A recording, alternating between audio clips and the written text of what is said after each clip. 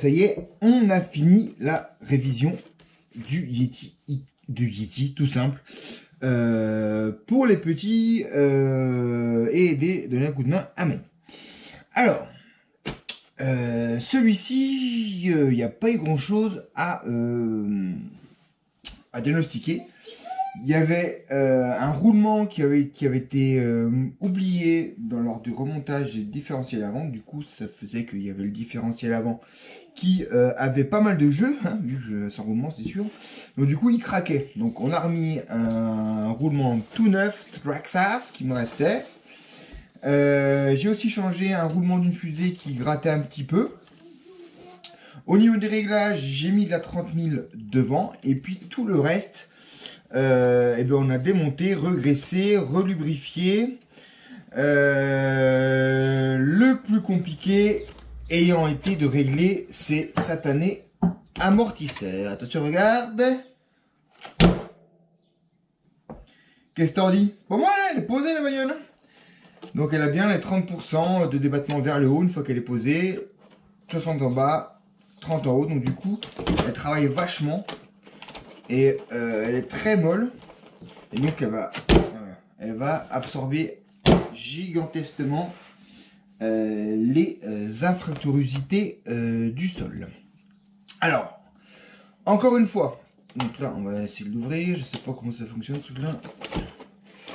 Non, non, si. Non, peut-être. Ouais, c'est pas terrible. Voilà, on va enlever directement. Alors encore une fois, il y avait des tonnes et des tonnes de pièces GPM là-dessus. On a tout enlevé et on a gardé juste le nécessaire. Donc encore une fois, faites hyper gaffe avec ces pièces GPM. Je vais vous expliquer pourquoi. Là, effectivement, on a des bons. J'arrive. On a des bons exemples. Parce que ici, de toute façon, ça ne fonctionne pas. Choc. Attends, j'arrive. Non, c'est pas celui-là. Donc le problème des pièces GPM, je n'en ai pas une démontée, désolé, c'est que en fait dans les pièces en alu ici, par exemple les bras, tu as inséré donc métal contre métal les biellettes de support des différents, d'accrochage ou passer les vis. Et en fait comme c'est de l'aluminium de merde, et ben l'aluminium s'usine autour de ces trucs acier et du coup tu te retrouves avec des jeux partout. Ça c'est identique pour les amortisseurs. C'est pour ça que je vous dis n'achetez pas ces amortisseurs de MRDE. Prenez quelque chose d'autre qui sont à une tout plastique. C'est mieux que alu contre alu. Donc ici on a eu ensuite on a eu ce petit problème. Donc on a dû recaler. Il y avait des jeux qui ont été pris encore une fois dans ces biellettes. Donc on a un peu calé avec des riselants serrés. On a dû vérifier bien que l'étirement de renvoi ici ne frottait pas contre les amortisseurs. Et là où j'avais vraiment chié, c'est le réglage, le remplissage de ces amortisseurs. Mon Dieu que c'est compliqué. Donc c'est impossible d'avoir un truc parfait avec sans air, parce qu'il n'y a pas de vis de purge. Et que au millième de millimètre près, tu es soit en surcompression, soit en sous-compression. Donc du coup,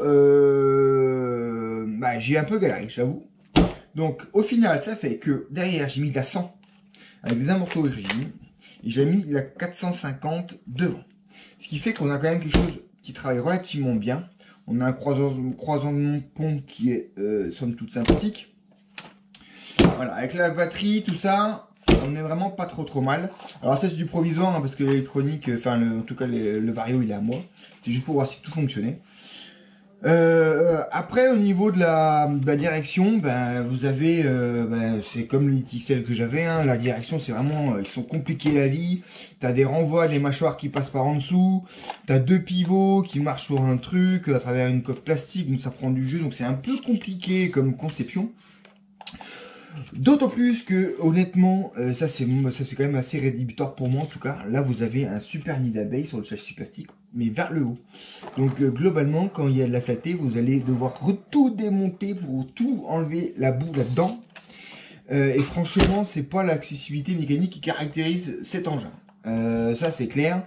Voilà, par exemple, si tu veux agir sur les pivots, il faut tout démonter, il faut la cellule avant, il faut enlever. Enfin, c'est un peu.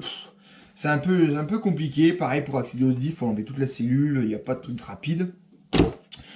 Bon, voilà. Donc, alors, il y a une belle bouille. Là, on va faire un quick test en 2S. Je vais pas tenter le 3S parce que, voilà, je me suis fait chier. Je ne veux pas non plus mettre le propre trou à transmission. Donc, vous avez à l'arrière, bien sûr, un guidon bloqué. Et à l'avant, un différentiel que j'ai laissé très libre. Parce que je pense que ça va être destiné à un débutant. Mais globalement, là, je suis quand même content de mon réglage, je bête, mais je l'ai un peu chié. Ouais. J'avoue que c'est un peu compliqué, avoir le bon remplissage. Là, tu vois, même déjà, t'entends encore un peu de fut. Bon, c'est un peu stressant, mais tu peux pas avoir mieux avec ces amortisseurs. Donc, chier comme chaud. Mis à part ça, ben écoutez, il y avait quelques vis foirées, quelques pas de vis foirées. Ben, les pas de vis foirées, ben, tu peux un peu les restaurer avec une goutte de cyano dans le plastique. On a changé les têtes de vis qui étaient un peu foirasses aussi, mais globalement, voilà, c'est quand même plutôt une machine qui est sympathique. Au niveau de la transmission, je pense que c'est vraiment solide. Mais effectivement, t'as le cardan, enfin c'est quand même foutu bizarre quoi. T'as le cardan ici, il est là, la plug. Alors si tu veux, chaque fois c'est la galère quand tu enlèves la cellule avant, il faut reploguer le cardan qui est tout au fond là-bas. Passer la direction en dessous, enfin, c'est un peu... En termes de maintenance, c'est pas ce qu'il y a de plus facile. Hein, on va dire ça comme ça. Donc voilà. Après, je vous fais pas le truc du verse, de l'axial verse, parce que celui-là par contre je l'ai gardé. Je l'ai racheté à Manille. Parce que du coup ça me fait un deuxième crawler pour Pierrot. Voilà, pour une somme sympathique et qui permet voilà, d'aller se promener tranquille. Donc ça, ce sera un autre sujet, on verra tout à l'heure. Donc là maintenant, tout de suite, ce qui nous intéresse, c'est petit essai en 2S uniquement de la machine pour vous montrer comment les suspects travaillent bien. Donc paf, paf. Voilà. Encore une fois, c'est un Mario Bibin, on va faire vite fait le bindage. Donc j'arrête, tac. J'appuie sur le bouton, je allume, ça bip bip, voilà. Je fais le neutre, je touche à rien, j'appuie, je vais au gaz, j'appuie, je vais en butée frein, j'appuie et je relâche. Et hop, là on a nos gaz frein. Alors ensuite, hop, on va remettre la petite carreau et on se retrouve tout de suite pour le petit essai dans le jardin pour voir comment il se comporte. A tout de suite.